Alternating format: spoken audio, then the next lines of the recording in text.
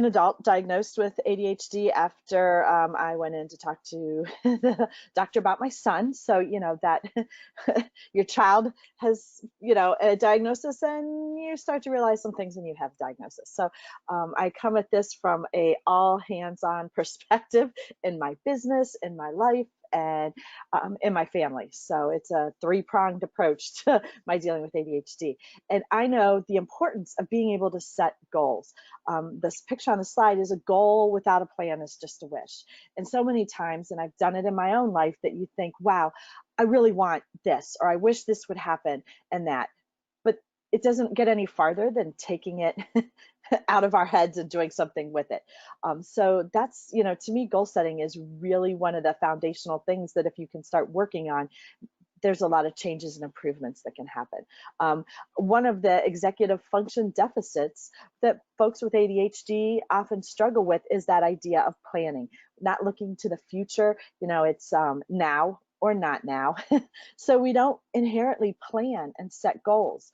When I started my business, someone asked me, well, what's your 5-year plan? And I was like, I'm not even sure what my plan is for the next 5 minutes. So it's not something that comes naturally to a lot of folks with ADHD. It does not come naturally to me. But you can't just want something to happen. You have to take actions to make it happen. And that's kind of the things I'd like to talk about today. And there's research out there that shows that actually, yeah, this is real stuff. There was a research study, I think in 2012 done, and it looked at people in goal setting. One group was just going to think about their plans. People are good at this. We can think about goals that we want to have a lot, but it's the next pieces that are important. When people thought about their goals, that group, they had a 43% success rate of achieving the goals.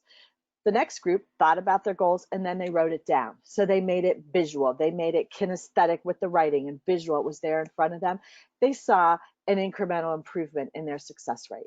The next group, they thought about it, they wrote it, and they shared it with somebody. So they told someone, hey, I'm working on this. Here's my goal. And they shared it. That group had, guess what, an even bigger success rate.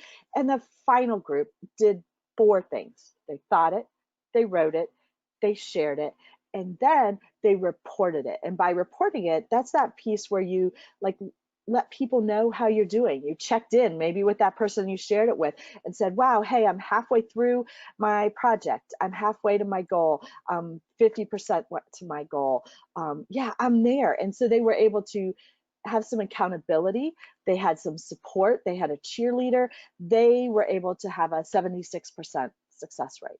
And these aren't people with ADHD. Like, this is just the normal population. It wasn't an ADHD study. So doing all those things allowed them to really increase their success rate by 30 points. So thinking about that when you're working with plans, doing all those pieces are going to improve your ability to do that.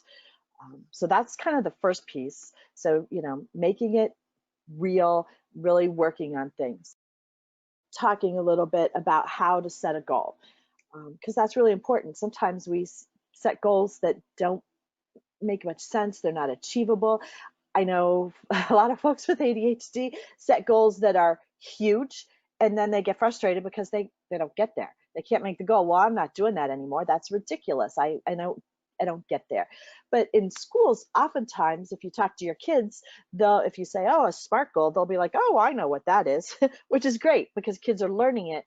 The encouragement is the kids use this in helping them set up goals, and you can use it in helping set up goals for your family and yourself.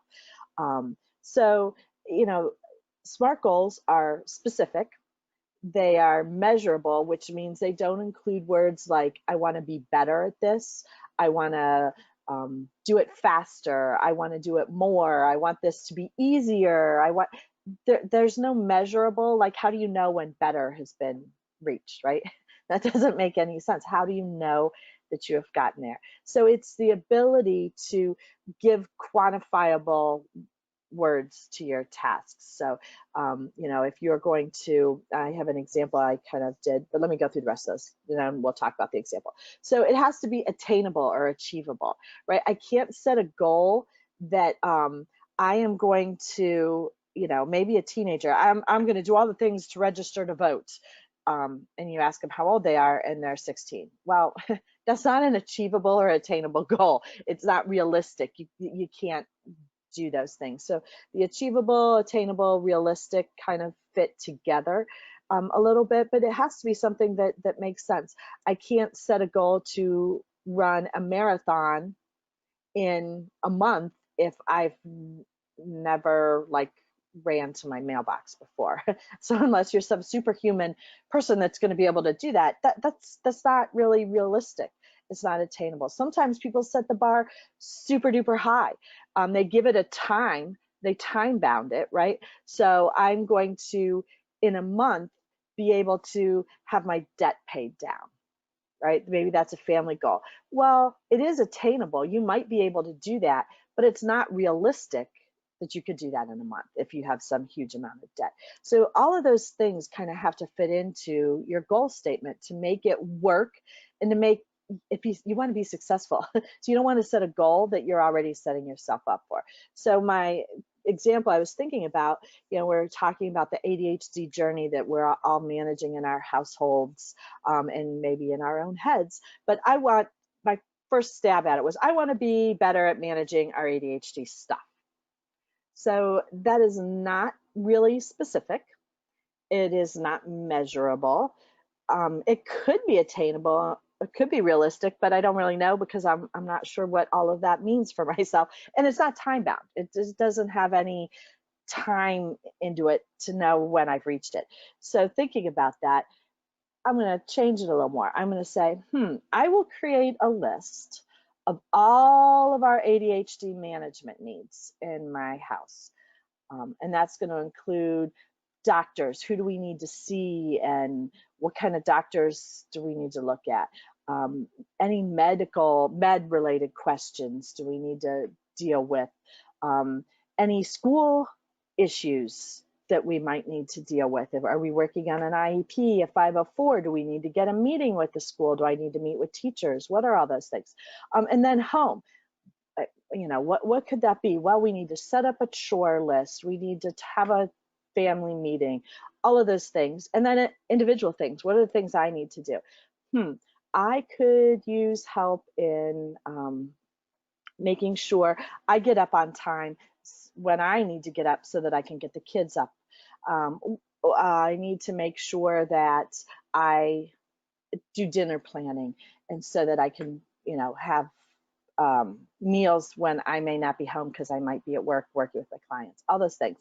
I'm going to do that and put any necessary dates in by December 1st.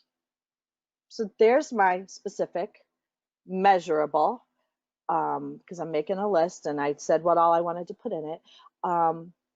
Attainable, that's something that's possible. Realistic, that might be a pretty big goal.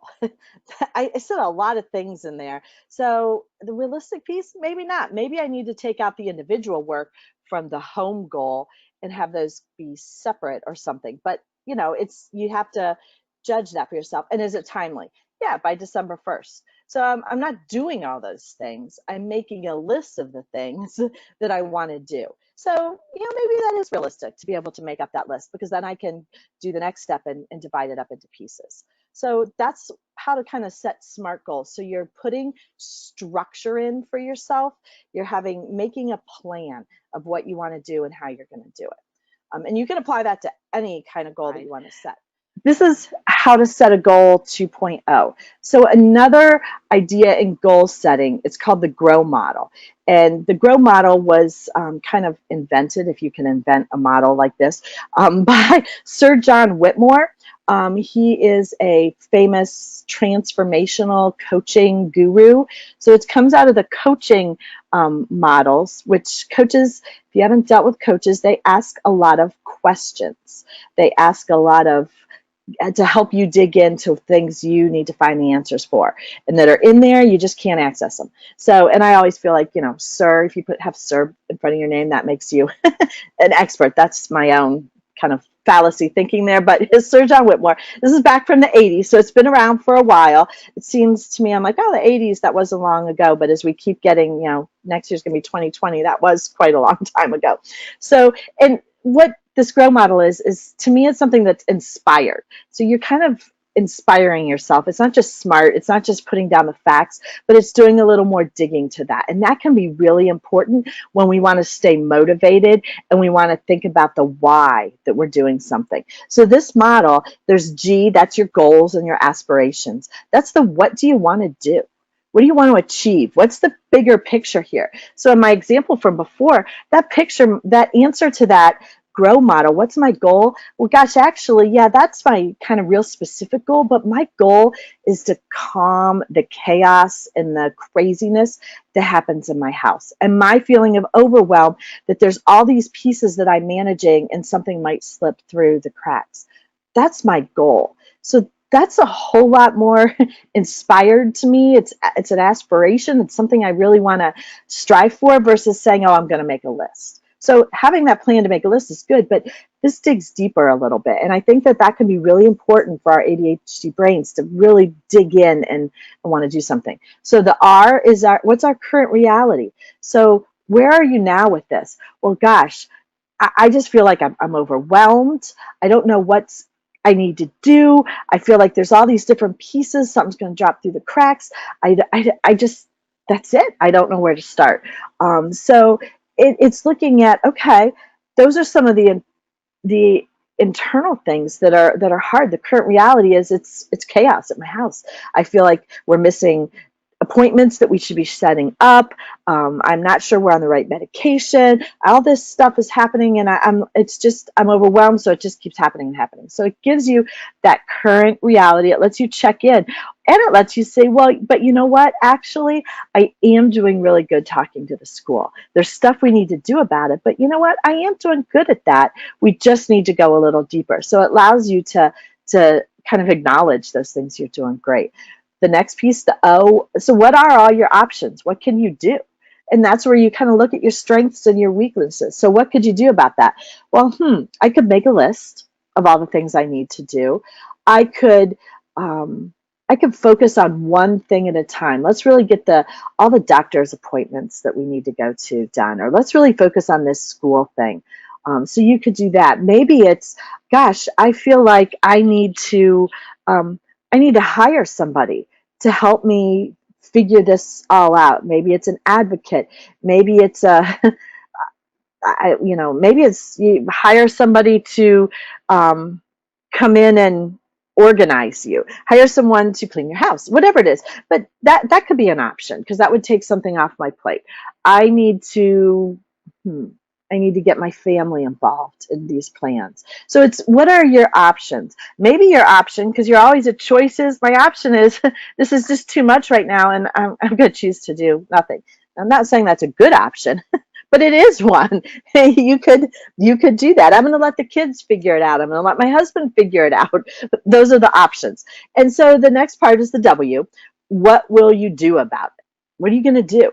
That's where you get specific and you get actionable and you get a timetable. So that's where the SMART model, the SMART steps come in. So gosh, I'm going to make that list. I'm going to make a list of all the things I need to do because I know that if I have that list, I'll at least feel like I'm not dropping any balls. I'll know what I need to do. And it may still be chaotic at the beginning, but I can start working on those things and have a plan. I'll do that. And the next piece is looking at your commitment level, your will, right? Sometimes we make a plan and we're not really committed to it, so it doesn't happen. Everybody does that. So this gives you the opportunity to be like, I am committed. I am 10%, 0 out of 10, I am at a 10. I am committed to doing this list. I'm doing it. And that's where you can start doing those things. So share it with somebody. So, keep moving down the thing, get it written down. Or maybe it's, you know what, actually right now at work, I have this really big project that I'm working on. And if I don't do that, I'm going to get in trouble at work. This other stuff has been like this. So it's not like it's getting any worse necessarily. So right now, gosh, my commitment to this goal is maybe a 5. So if I get started on it, at least write it down so I have it for when the work project gets done, then I can pick it back up. Or maybe your commitment's a 7. So wow, I really need that partner to help me make it bigger. So using that GROW model, it helps you keep in mind the importance of something, gosh, taming the chaos, not feeling so overwhelmed. But then at the end, you can pick. You have to do that in your life. You can't run full speed at everything, or you're going to run out of gas really quick. So you've got to figure out those things and decide where that goal fits for you. So it's the grow model. I love using the grow model. My kids love it when I use it with them, and I use love in quotation marks, right? I'll say to them, well, what's your goal right now? What do you really want to do about this? And they're like, oh, mom, here we go. But it works because you're like, well, what's the reality? What's happening right now? Well, I'm not doing anything. I'm coming home and taking a nap. And, then I get up and I play with the dog, and, my homework just sits there, and I know I didn't write it. Okay, so that's the reality. Those are some of the obstacles that you're having. What are your options? What can you do? Well, I could not take a nap. It lets them look at all those things. And then you can say, well, so what's your action plan? What are you going to do of all those options and possibilities? What do you want to do there? Well, you know what? You're right. This is what I'm going to do. And I'll say, well, all right, what's your commitment level to that? Well, I feel like it's probably a 7. And so as mom, I'll jump in and say, is there anything I can help you to keep on that? Can I help you be accountable? Well, maybe if you text me after work and just say, hey, remind me not to take a nap, like no napping, or, send something like that. That'll help me start off on the right foot. Okay, great. So that's awesome, because we didn't have to have a conversation and an argument. She figured that all out herself. So it's not me telling, it's someone coming up with those things on their own with support. And that's the great thing about this grow model. And then you can work on the SMART goal type things. But sometimes if you're using models with your family, getting that buy-in from them is great, because, I don't know everybody's ages of kids, but as kids start to be teenagers, if it's not their idea, you're going to get some resistance and some pushback, because they're looking for that separation. And so being able to provide that for them is really huge, that they're able to make some decisions, thinking it through with your help. You're not angry at them. You're not getting mad that they're doing that. What's the consequence of you sleeping and playing with the dog and not leaving enough time for your homework? Well, I'm not going to do well on my test tomorrow. Oh, is that okay with you? Well, no, I don't want to do bad. Some kids are like, yeah, sure, it's fine. Okay, well, fine. What's the consequence of that? Well, if I don't pass, I will get my phone taken away. Oh, so right, they always have a choice. I always tell them, you have a choice, the consequences. Of course, no one's ever made the choice to not study and then lose their phone, because that's real important to them. But so it just helps with that motivation. It helps the conversation at home too. So, and you can use that as you're setting your goals, because it helps you stay motivated. You're much more motivated to stay around calming your house down, having a plan that you feel comfortable with, knowing you're not letting your family down by dropping any balls, that sort of thing, versus, oh, I'm going to make a list. Making a list is part of it, but you have that initial, okay, I've got the reason I'm doing this, the motivation behind it. All right. So that's the grow model. So those are 2 strategies you can use when you're building goals and setting goals for yourself, helping your family set goals. So I love this list. So on our journey, in our households, in our lives, in our workplaces, wherever it is, but say we're talking about in our houses with our families, we can go from A to B, have a nice plan, have it go. Tendency is, if you're an ADHD parent with ADHD kids, you're in that top squiggly picture. You're going around and around, and it's hard to deal with. It's frustrating. It's tiring.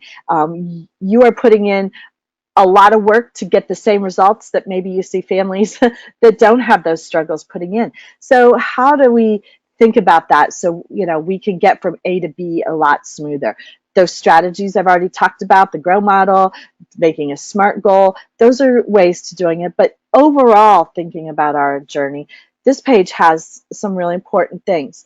One of the things that I really like, and as a teacher, I use this a lot in my lesson planning. It's backward planning. So you start with your goal, right? You don't start with all the things you want to do. You start with what your goal is and then go backwards. So you think of what are all the individual steps, sometimes even the littlest of steps that you need to reach that goal.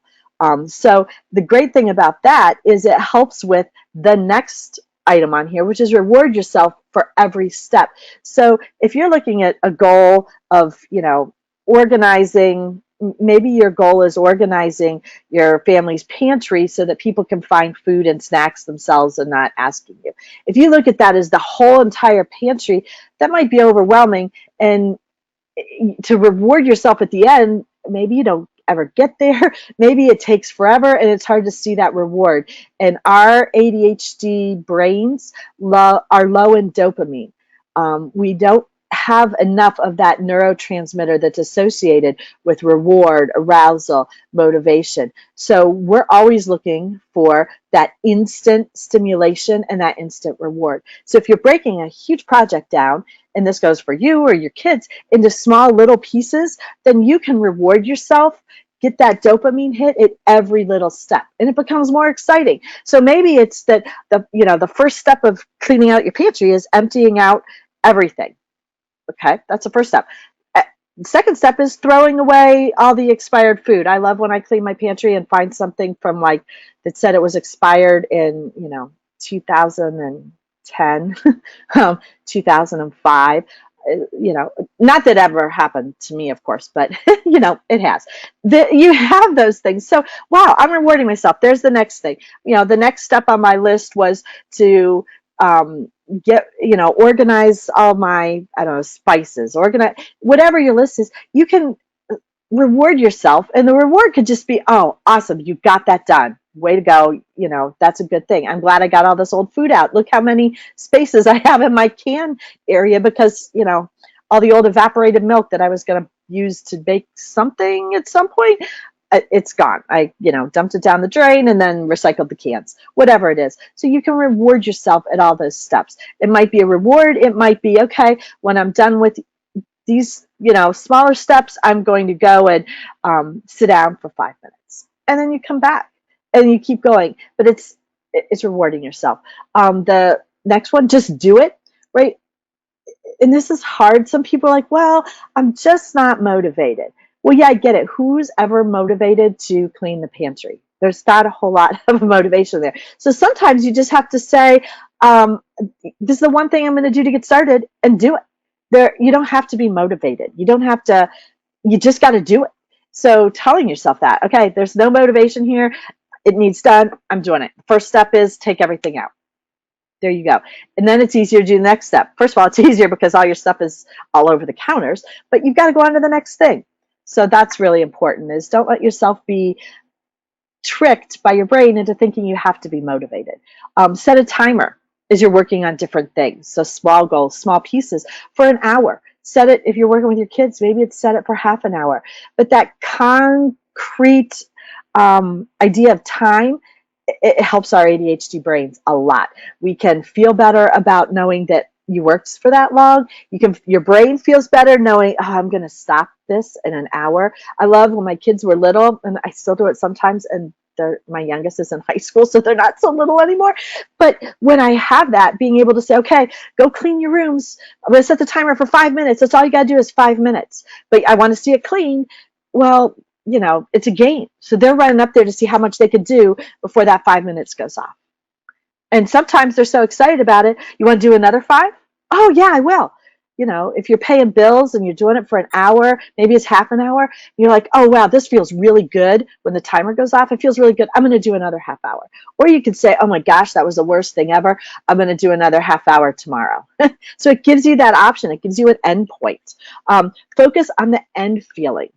Okay, so don't focus on the task. Focus on how good you're going to feel when it's done.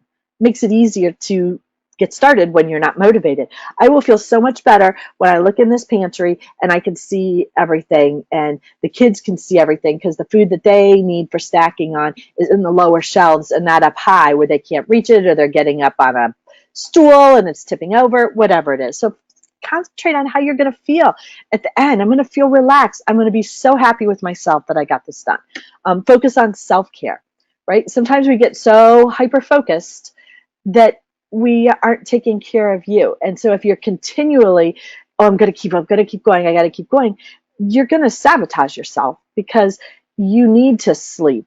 You need to eat adequately. So, thinking about that, focusing on self-care. I talk with my college students about that a lot. You cannot stay up and study for 3 nights in a row and get no sleep and be tired because your brain needs that sleep. It's important. You're sabotaging that. So focusing on your self-care. And I'm not, talking about big self-care, even just the little things that are important: sleeping, eating, and maybe your personal hygiene. Right? Work with a partner. So as you're doing these things, engage your spouse, engage a girlfriend or a boyfriend, engage your children in helping you work on these things, because it's a lot more exciting for everybody when you have help. If you have to pay bills and you hate it, invite a friend over who can sit there and maybe do some of their work. Maybe they can pay their bills. It's called body double. It's like a buddy. And for whatever reason, our brains work better. Your kids might do better with their homework if you're sitting at the table paying your bills while they're sitting right over at the other end of the table doing their homework. So have a partner there doing something similar, but there with you in the room. It does have a help in getting things done. Be creative. You don't have to stick to what everybody thinks you should be doing. If you have a creative way to, you know, find a solution or have a plan, being colorful, color coding your calendar, all those kind of things is helpful. And then the last piece, don't be afraid to get help. If you're really stuck, saying to a child's teacher, if you're working on your plan, I just don't seem to understand how this is happening from school to home. Could we talk about it? I need help here. Maybe it's checking in with a neighbor.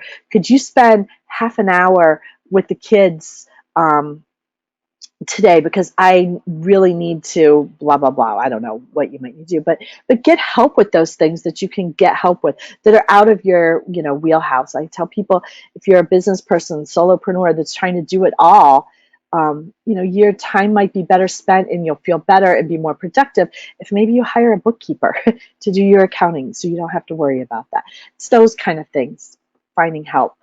So in all of these things, it's finding the best strategies for you, because with our ADHD brains and the way we're wired, what really works for me might not work for you. And what really works for you might not work for someone else on the call. So play with this stuff and find what works for you and your family. That's really important, because if you want to stick with it, it has to be something that works. So it is a possibility. It's exciting. The next slide, right? There's someone, she's like, yes, finally, we got it. We're doing it. We're making goals. We're working on progress. We're seeing some successes. Yay. So my information is there. And then I know, and I'm guessing Trish will do this too, but the next webinar that you guys will have, very exciting, discovering communication and interpersonal skills to resolve conflicts. So I know there have been some great sessions before this one. You've got this, and then there's one more in this series, so I'm keeping that in mind. I really enjoyed talking with you today. As you can tell, I'm really passionate about sharing things that are gonna, strategies and skills and tips that are gonna help people, because ADHD brain wiring means that we have to kind of rewire our ideas of how things work and how we want to do things, to figuring out ways that will be successful for us and for our families. And hopefully today you got some tips of how you can do that.